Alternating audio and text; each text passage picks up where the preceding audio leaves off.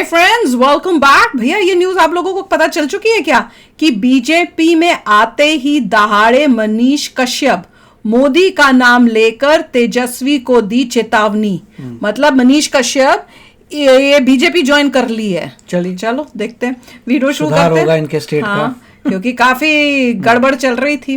तो वीडियो शुरू करते हैं। वीडियो शुरू करने से पहले अगर आप चैनल पर नए हो और आपने अभी तक सब्सक्राइब नहीं किया तो जल्दी से पहले सब्सक्राइब के बटन और बेल आइकन को क्लिक कर लो ताकि आपको हमारे सारे न्यू वीडियोस के नोटिफिकेशन मिल जाए जैसे हम अपलोड करें। अगर आपको वीडियो पसंद आता है प्लीज लाइक कीजिए। चलिए शुरू करते हैं। देखिए जब ये जेल गए थे तो उनको ये रियलाइजेशन आया कि ऐसे रिपोर्टर बन के बात नहीं बनेगी, आपको पावर में आना पड़ेगा if you want to create change. बिल्कुल उनको ये रियलाइजेशन आया कि मैं इतना अच्छा काम करता हूँ और पॉलिटिशियंस ने मुझे जेल भेजा है और देखो मैं अच्छा काम कर रहा था, पॉलिटिशियन दे रहा है, अब मैं उन पॉलिटिशियंस को ही हराऊंगा।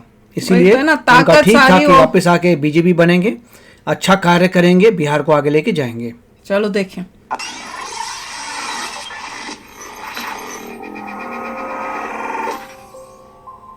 नमस्कार, स्वागत है आप सभी का एनएफ न्यूज पर। और इस वक्त मेरे साथ मनीष बीजेपी का पैन भी लिया, लेकिन अब उनके नाम के सामने नेता बीजेपी लिखा जाएगा क्योंकि उन्होंने सबसे बड़ी पार्टी को अब ज्वाइन कर लिया है। दिल्ली में मनोज तिवारी, संजय मयूख के मार्गदर्शन में मनीष कश्यप ने दिल्ली बीजेपी ऑफिस में दिल्ली का दामन थाम लिया है और बीजेपी का ये जो रंग है अब उन पर चढ़ गया है। सबसे पहले बहुत बहुत स्वागत। हम उम्मीद कर रहे थे कि लोकसभा चुनाव में मनीष कश्यप जिस रंग में दिख रहे हैं वही रंग दिखेगा, लेकिन ये अचानक से परिवर्तन क्यों हुआ, इसके पीछे का कारण क्या? सबसे पहले तो मैं क्लियर कर देना चाहता हूं कि मैं देश के सबसे लोकप्रिय प्रधानमंत्री नरेंद्र मोदी जी के नेतृत्व में मैं अब काम करूंगा और ये डिसीजन जो है मेरी माँ का था और मैं अपनी माँ की बातों को नहीं काट सकता हूँ, पहला चीज। दूसरा चीज, मुझे बिहार के लोगों के लिए काम करना था और आज भी जो है बीजेपी कह रही है कि हमारे साथ मिलके काम करो, तो फिर क्या दिक्कत है। और तीसरा चीज, ये बहुत सारे लोग चाहते थे कि मनीष कश्यप को बीजेपी से टिकट मिले, बीजेपी से टिकट मिले। बीजेपी से टिकट मुझे नहीं मिला, मैं चुनावी मैदान में आया।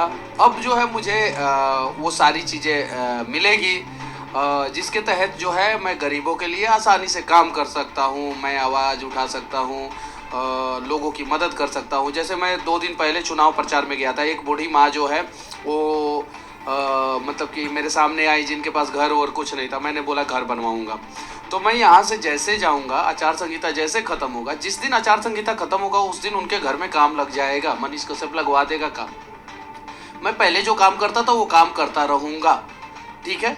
लेकिन मेरी माँ ने कहा मनोज भैया घर है, देखिए सबका अपना अपना चीज़ें होता है।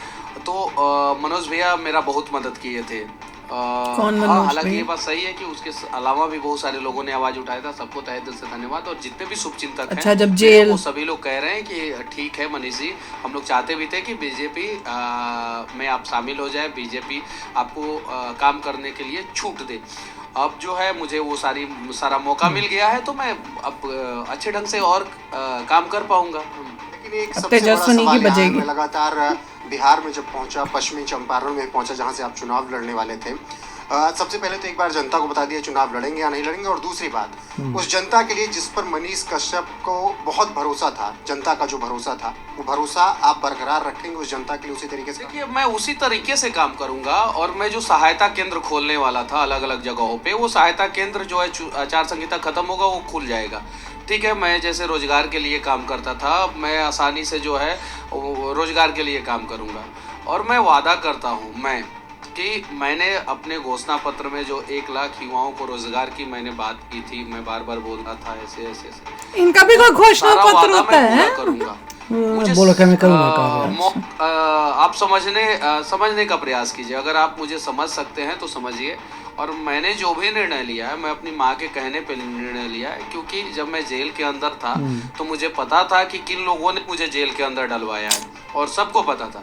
और मुझे ये भी पता था कि किन लोगों ने मेरा साथ दिया। विनोद तावड़े जी जो 4-5 बार जो है मेरे लिए आवाज़ उठाए, सुशील मोदी जी आज बीमार हैं, सुशील मोदी जी अनेकों बार मेरे लिए आवाज़ उठाए, विजय सिन्हा जी, मनोज तिवारी जी, नित्यानंद राय जी, अमित शाह जी के पास तक मेरा मैटर गया। अच्छा, अमित शाह, मोदी जी तक मेरा मैटर गया, मनोज तिवारी मेरे घर आए, तो बहुत सारी चीज़ें हैं। तो इंसान जो है परिस्थितियों का गुलाम होता है, और सभी लोग, ऐसा नहीं है कि मैं ही, देश का हर एक व्यक्ति, दुनिया का हर एक व्यक्ति जो है परिस्थितियों का गुलाम होता है, ये बात सत्य है। और मुझे अगर मौका मिल रहा है काम करने के लिए, मौका मिल रहा है, अच्छा मौका मिल रहा है, तो फिर क्या दिक्कत है? मौका मिल रहा है। अब आप उस पार्टी के नेता हैं जो इस वक्त केंद्र में है, आपके राज्य में भी गठबंधन में उसकी सरकार है।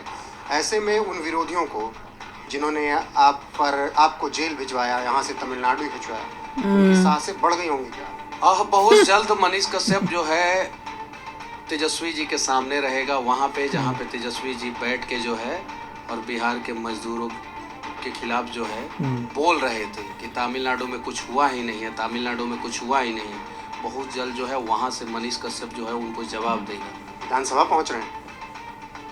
कुछ चीज़ों को जो है रहने दीजिए, लेकिन बस इतना ही कहूँगा मैं कि बहुत जल्द जो है उनके आंखों में आंखें मिला के मैं जवाब दूंगा और कुछ सवाल पूछूंगा कि आखिर मनीष कश्यप को 9 महीना आप लोगों ने जेल में क्यों डाला था। अगर आप पहुंचते हैं विधान परिषद सदन में, जब पहुंचते हैं तो आप अपनी बात पहले उठाएंगे या जनता की बात पहले उठाएंगे? और मैं पहले जनता की बातों को उठाऊंगा।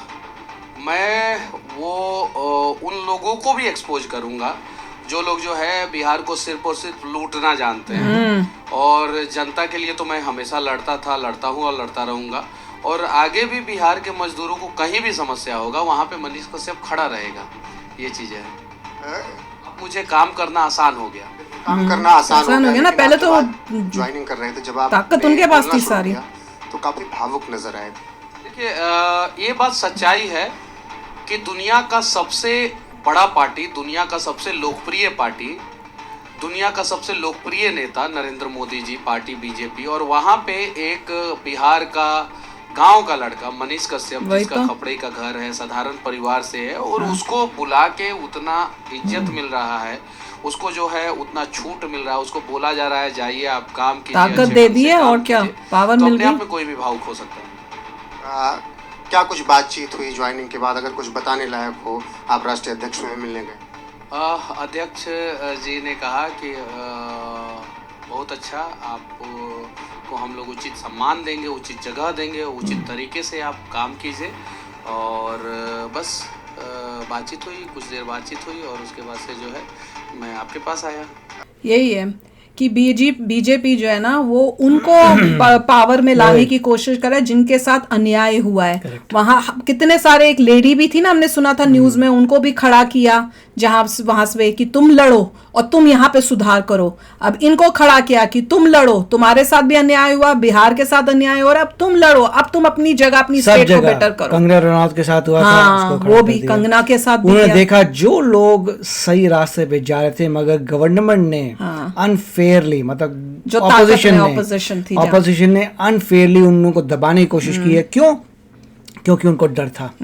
तो जो इंसान अच्छा कार्य कर रहा है, ऑपोजिशन दबाती थी, उन्होंने कहा जाओ तुम लड़ो, तुम लड़ो, अब तुम अपनी वहां पे सुधार तुम जिताओ अपने वहां पे लोगों हम तुम्हें वो ताकत देते हैं। बहुत ही अच्छा किया है। और उन्होंने भी बोला कि भैया मोदी जी से लोकप्रिय कौन है, तो भाई देख लो, कोशिश पूरी हो रही है कि हर जगह का सुधार हो, भारत का सुधार हो। देखिए स्ट्रेटेजी बीजेपी बहुत अच्छी है कि देखा उनके लोकल एरिया में ये बंदा जो है रिपोर्टर बहुत अच्छा काम कर रहा है, जगह जगह दिखा रहा है यहाँ पे गड़बड़ क्यों है, यहाँ पे गड़बड़ क्यों है, तुम ऐसे स्कूटर क्यों चलाते हो, ये करते हो वो करते हो, यहाँ पे मजदूरों को प्रॉपर क्यों नहीं दिए कपड़े, तुमने क्यों नहीं हेलमेट दिया, क्यों काम नहीं कर रहे। वो ब्रिज यहाँ पता नहीं क्या बन रहा था, वो बना ही नहीं है, पता नहीं कितने साल से। सारी प्रॉब्लम लेके आते हैं, ये नहीं है, ये नहीं है, सारी ये देखो मिट्टी खराब है, जिसकी वजह से जेल डाल दिया भैया की मजदूरों के साथ। तो उन्होंने देखा कि ये बंदा जो है पूरी हेल्प करना चाहता है अपने स्टेट की, अपनी जगह की, बन जा भैया। बिल्कुल, वेरी गुड, बहुत अच्छा मौका दे रहे हैं, सबको दे रहे हैं जिनका दिख रहा है कि हाँ ये कुछ कर सकते हैं, और वो उनको पूरा मौका दिया जा रहा है। नहीं तो कहाँ कोई जो कुछ भी नहीं है उसको इतनी पावर दे दी है। खुद जैसे ही जेल में डाला था उनको रियलाइजेशन आ गया होगा कि ये तो काम जो है पावर से होगा, क्योंकि और लोग अगर ऐसे कट करते रहेंगे तो बात नहीं बनेगी। और इससे सबसे मैं हर वीडियो में ये बोलती हूँ कि बहुत इंपॉर्टेंट है कि आप सब जाकर वोट करो, अपने जितने भी जान पहचान के हुए उनको इमीडिएटली जैसे ही वोटिंग शुरू होए उनको कहो जाओ वोट करो। अरे ब्रेकफास्ट भी मत खाओ, नाश्ता किए बगैर जाओ, पहले वोट करके आओ, उसके बाद आके नाश्ता खाओ, ताकि हमारा देश सही हाथों में जाए। भैया बहुत इंपॉर्टेंट है। तो मोदी जी को वोट करके उन्होंने अपना पूरा जो है किया है कि देखो मैं 400 पार करूंगा। उन्होंने किसके बलबूते पे बोला? अपने लोगों के, भारतीयों के ऊपर करके बोला है ना, कि उनको विश्वास है कि मेरे को तुम जिताओगे मेरे काम को देख के। अगर हम ही नहीं वो करेंगे तो कितनी गलत बात होगी। तो चलो यार चलते हैं, मिलेंगे नेक्स्ट वीडियो में बहुत ही जल्द। Till then take care and bye bye. तो अगर आप मेरे इस चैनल पे नए हो तो जल्दी से सब्सक्राइब के बटन को हिट करो और बेल आइकन को क्लिक करो, ताकि आपको मेरा जब नया वीडियो मैं लगाऊं आपको उसके बारे में जल्दी से पता चल जाए।